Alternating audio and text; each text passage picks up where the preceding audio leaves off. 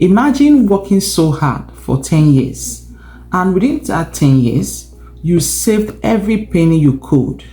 Then you woke up one day to realize that that money you saved is worth less than when you started. This is exactly the trap that millions of people are in right now. And the banks are smiling because they are using the money you kept in the bank out of ignorance to make money. And the more money you keep in the bank, the faster inflation eats it alive. This was once my story, so I've been there. And it is one of the reasons that bettered this channel, sharing with you guys what I've learned and still learning. So please don't scroll away because this could be the single biggest reason why you are stuck financially. Because the more money you keep in your bank account, the poorer you actually get. Sounds controversial, right? So in today's video, I'll break down why keeping too much cash in the bank is a silent wealth killer, how much you should really keep, and the exact strategies wealthy people use to make sure that every single dollar is working for them and not against them. The first reason is the illusion of safety. So I had to start with this first. Most people that keep so much cash in their bank account, they have that feeling of safety because they have cash in their bank accounts. So I remember when I was in my 20s, I used to have a couple of millions of naira in my bank account. And then I thought that I was set for life. Now, fast forward to 15 years now, that money could barely cover what it used to cover then. That's the illusion. Cash feels safe, but it's a slow leak. Traditional savings account gives you between less than 1% to 1% interest rate. High savings account gives you between 1% to 1.5% interest rate. Now, inflation steals between 3 to 4% interest from your hard-earned money every year. Now, let's be practical. If you had $10,000 last year, this year, that $10,000 could only buy you goods worth $9,600. This is what many people don't pay attention to. So my question is, are you saving or are you secretly losing? The second reason is emergency fund is not a storage unit. So I want you to think of your cash as a fire extinguisher. You absolutely need it during emergency, but you cannot use it as a main heat source. So the rule is simple. Keep 3 to 6 months of your living expenses liquid. And that's your shield against layoffs, against car breakdown, or any other life surprises. But beyond that, every single dollar sitting in your bank account is unemployed. Imagine having an army of workers that are ready to fight and work for your wealth, but you lock them up in a room. That's exactly how it's like. Your money could be growing in investments or building your future. Instead, it is just sitting there.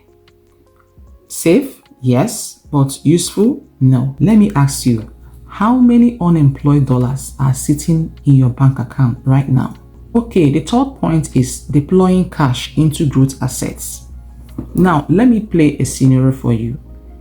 A guy kept $50,000 in his savings account because to him, investing is just too risky. And by the way, that was my story before. And then his friend, his buddy, put the same $50,000 in a broad market index fund. Now, 10 years later, the first guy still had his $50,000 that is worth less now than before. But his buddy, his friend, now has over $100,000 and still climbing. So that's the difference between cash and growth assets. Stocks, index funds, real estate, even small businesses, they are not just investments, they are workers.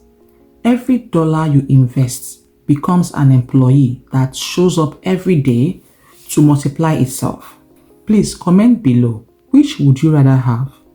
Is it 50,000 that is standing still or 40K that is growing in with compound interest? Fourth point is the liquidity ladder.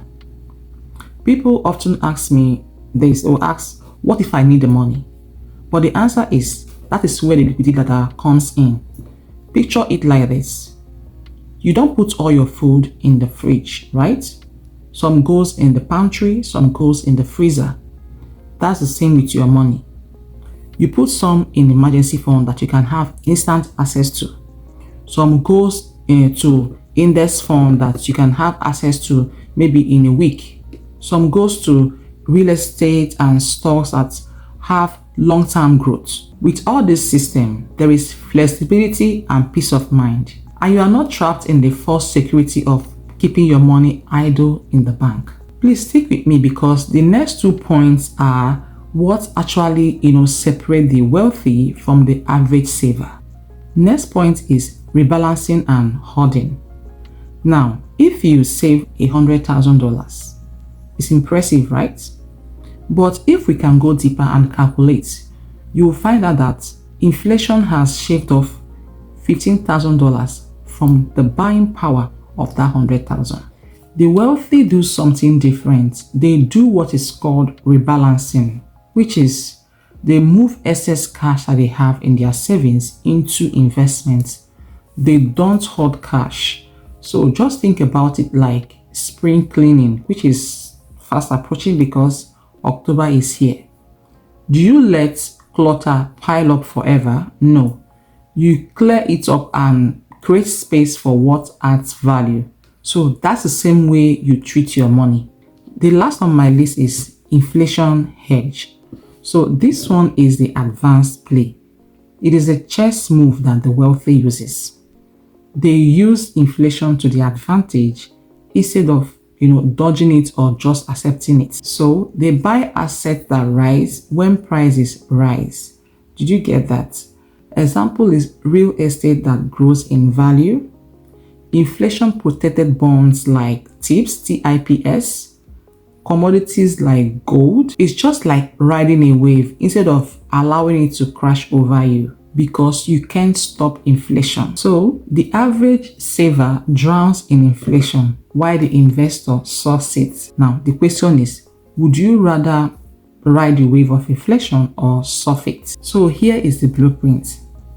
Keep enough cash for emergency. Then deploy the rest into investments. Build your liquidity ladder.